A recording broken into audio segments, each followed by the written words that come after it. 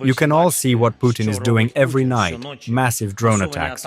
The Russians are using dozens of cruise missiles, ballistic missiles, hundreds of drones. In order to protect lives in our cities, we need constant support, air defense. Now we have very important agreements with Germany about air defense. The Germans are constantly supporting us, including with missiles for air defense. I would like to say thanks for that. I would also like to emphasize that this kind of support will make Russian terror meaningless. And also, when we talk about new support of weapons for our army, about more long-range weapons for our soldiers, we are talking about how to reduce Russian offensive actions. We have discussed in detail the diplomatic possibilities, today's situation regarding peace talks. The world has been waiting for more than a week for the Russians to finish their so-called memorandum, what they need to stop the killing of people. Everyone is waiting. So far, they have not come up with anything new and are simply injecting their old ultimatums back into the information space. Ukraine believes that there should be no preconditions for a ceasefire. I would like to have a completely open conversation with our partners regarding Ukraine participating in this NATO summit. I think this is right and honest. In my opinion, if Ukraine is not present at the NATO summit, then this will be Putin's victory, but not over Ukraine, but over NATO. Therefore, the decision is up to the partners. US President Donald Trump gives Putin another 2 weeks to consider ceasefire proposal. The US instead pressures Ukraine to meet with the Russian delegation again, despite the lack of real progress. Meanwhile, Trump has new problems with the law. So why does Trump hesitate to impose sanctions on Russia, and why does the US force Ukraine to participate in these senseless negotiations with Russia? US President Donald Trump is getting more angry with Putin's actions in Ukraine. Trump considering new sanctions against Russia, according to Wall Street Journal. Trump is annoyed by Russia's attacks on Ukraine and slow progress in negotiations. At the same time, the sanctions will definitely not apply to banking transactions.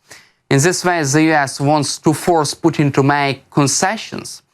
However, Trump may not impose new sanctions if he decides so. In addition, Trump is considering the possibility of withdrawing from negotiations. According to Wall Street Journal, there are 3 main reasons why Trump has not yet imposed sanctions against Russia. First, Trump does not like President Zelensky. Second, Trump fears that sanctions will harm the restoration of economic ties between Russia and the US. Moreover, Trump always thought that Putin would do him a favor and end the war in Ukraine due to the good personal relations with Trump. At the same time, Putin's unwillingness to make a compromise disappointed Trump, as Russian dictator once again refused a 30-day ceasefire proposal based on the results of a recent phone call.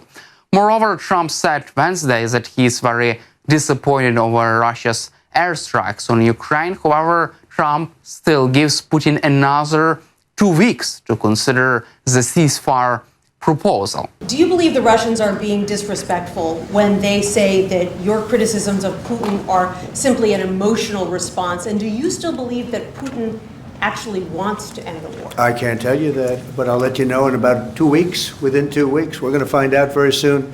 We're going to find out whether or not he's tapping us along or not. And if he is, we'll respond a little bit differently, but it'll take about a week and a half, 2 weeks. We have Mr. Witkoff is here, is doing a phenomenal job, is dealing with them very strongly right now. They seem to want to do something, but until the document is signed, I can't tell you. Nobody can. I can say this, that I'm very disappointed at what happened a couple of nights now where people were killed in the middle of what you would call a negotiation. I'm very disappointed by that. Very, very disappointed. Yeah, please. Mr. President, you said yesterday that Putin is playing with fire. What will be the consequences for Russia if Russia continues to Well, I'm not going to tell you exactly, but the words speak pretty loud. We're not happy about that situation. I think we're doing very well with Iran. I think we're doing very well with Gaza. But we are doing very well with Iran, and I think we're going to see something very sensible, because there are only 2 outcomes. You know what the 2 outcomes is: a smart outcome and there's a violent outcome, and I don't think anybody wants to see the second. But I think we've made a lot of progress, and we'll see. You know, they still have to agree to the final stages of a document, but I think you could be very well surprised what happens there, and it'd be a great thing for them. They could have a great country into the future. What stopped you from imposing new sanctions on Russia? Only the fact that if I think I'm close to getting a deal, I don't want to screw it up by doing that. Let me tell you, I'm a lot tougher than the people you're talking about, but you have to know when to use that. If I think it's going to hurt a deal, this isn't my war. This is Biden's war, Zelensky's war, and Putin's war. This isn't Trump's war. Meanwhile, Ukraine demands that Russia immediately hand over to Kyiv a memorandum with the terms of a ceasefire. Defense Minister Rustem Umerov said that Ukraine convened to the Russian side its position on a ceasefire in the continuation of ceasefire talks. According to him, Russia promised to hand over its memorandum immediately after the prisoner exchange, which ended on Sunday.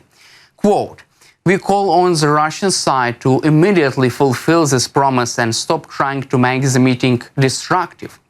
Diplomacy must be meaningful and the new meeting must have a result."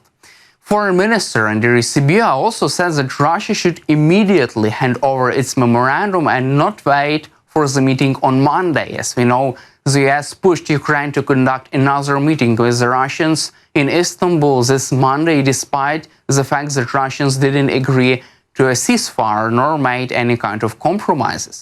Ukrainian President Volodymyr Zelensky says that Russia has not yet submitted its proposals for a peace agreement to Ukraine and partners. According to Zelensky, the Russians have been preparing their proposal for over a week, but have not yet provided them to the US, Turkey, and Ukraine for review. Earlier, the spokesperson for the Ministry of Foreign Affairs of Ukraine, Georgy Tichy, said that the Russian side is afraid to send Ukraine so-called memorandum on a ceasefire, as this indicates its unrealistic ultimatum. Today I held a meeting with Ukraine's Defense Minister Umerov, Foreign Minister Sybiha, and Head of the Presidential Office Yermak regarding our diplomatic efforts. We maintain daily coordination with our partners and are preparing additional meetings for this week. Today we had conversations with both American and European partners. It's important to speak honestly to everyone in the world, especially those who have supported a ceasefire. Russia is dragging out the war and doing everything it can simply to deceive the countries that are still trying to influence Moscow with words rather than pressure. Words do not work with Moscow. Even the so-called memorandum, which they promised and allegedly spent over a week preparing, no one has seen it yet. It has not been shared with Ukraine. It has not been shared with our partners. They haven't even shared the new agenda with Turkey, the country that hosted the first meeting. Although they promised the exact opposite, and above all, they promised it to the United States, to President Trump. Another Russian deception. They are doing everything to ensure the meetings are meaningless, and that is yet another reason why there should be sufficient sanctions, sufficient pressure on Russia. At the same time, Vladimir Putin's concession for a ceasefire in Ukraine include a demand that Western leaders pledge in writing to stop enlarging NATO eastwards and lift sanctions on Russia, according to Reuters. The three Russian sources say that Putin wants a written pledge by major Western allies not to enlarge the US-led NATO alliance eastwards and formally rule out Ukraine's and Georgia's and Moldova's membership in NATO. Russia also wants Ukraine to be neutral, some Western sanctions lifted, a resolution of frozen assets, and protection for Russian speakers in Ukraine. The first source says that if Putin realizes that he is unable to reach a peace deal on his own terms, he will seek to show the Ukrainians and Europeans by military power that peace tomorrow will be even more painful. Putin and Russian dictator have repeatedly said any peace deal must address the root causes of the conflict. Ukraine instead said that Russia should not be granted veto power over its aspirations to join NATO. Ukraine says it needs West to give it strong security guarantees to deter any future Russian aggression. Meanwhile, US President Donald Trump urged Israeli Prime Minister Benjamin Netanyahu to hold off on the Iran strikes as the US pushes for a new Iranian nuclear deal. Trump said that he told Israeli Prime Minister to hold off on an Iran strike to give the Trump's administration more time to push for a new nuclear deal with Tehran. Quote, "I told him this would be inappropriate to do right now because we are very close to a solution. However, US officials are worried that Israel could decide to carry out strikes on Iranian nuclear program without much warning, according to the New York Times.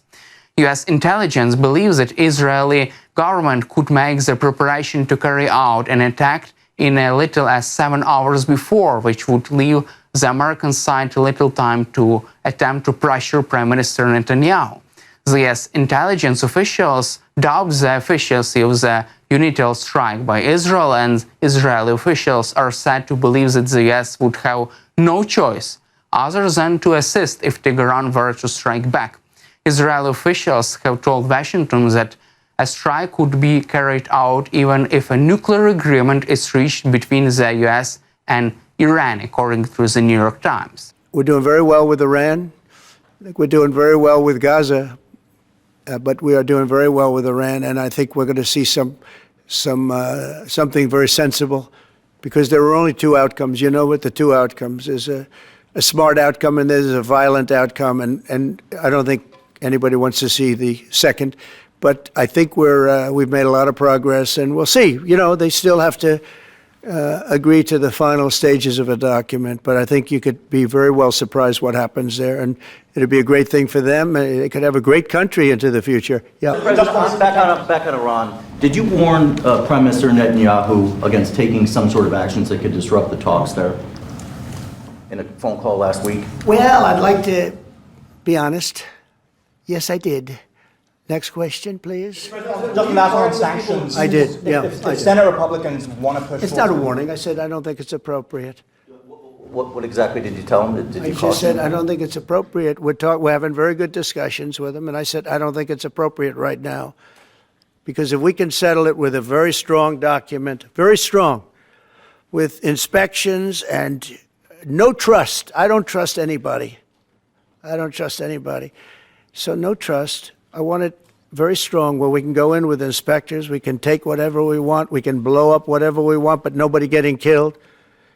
We can blow up a lab, but nobody's going to be in the lab, as opposed to everybody being in the lab and blowing it up, right? Two ways of doing it. Yeah, I told him this would be inappropriate to do right now because we're very close to a solution. Now, that could change at any moment, could change with a phone call. But right now, I think they want to make a deal, and if we can make a deal, save a lot of lives. At the same time, Elon Musk is leaving Donald Trump's team, according to the Associated Press. Musk has often come into conflict with other senior officials in Trump's administration who did not like Musk's methods of work. In addition, some members of Trump's team question the results of Musk's work on reducing irrational government spending and reducing bureaucracy. In addition, Musk himself recently criticized Trump's new bill, which provides tax cuts and strengthening immigration laws. Musk indicated that the document only increases the federal deficit and undermines the work of the Department of Government Efficiency. Also, Elon Musk is leaving his government role as a top advisor to Donald Trump. Musk's departure comes one day after he criticized Trump's legislative agenda, saying he was disappointed by what the president called his big, beautiful bill. Meanwhile, US President Donald Trump has new problems with the law. US Federal Court of International Trade has declared the tariffs imposed by President Trump against almost all countries of the world illegal. A panel of the 3 federal court judges unanimously decided to declare Trump's decrees on imposing duties on imports of goods from a number of countries unconstitutional. The court ruled that Trump had exceeded his authority, as under US Constitution only Congress has the right to impose tariffs. A White House spokesman criticized the decision and said the Trump administration has already filed an appeal. However, a federal appeals court in Washington, D.C. on Thursday temporarily halted the decision, reinstating the levies for now. Its order says that it would grant the Trump administration request for an immediate administrative stay and gave the plaintiffs, 5 US-based companies and a round of 12 states, until 5 June to respond to the administration. CBS News reports some trading partners faced higher import duties with the president's decision to raise tariffs against China this month. However, the federal appeals decision on Thursday to reinstate the duties adds more uncertainty over tariffs. That's all for today. Subscribe to our YouTube channel and glory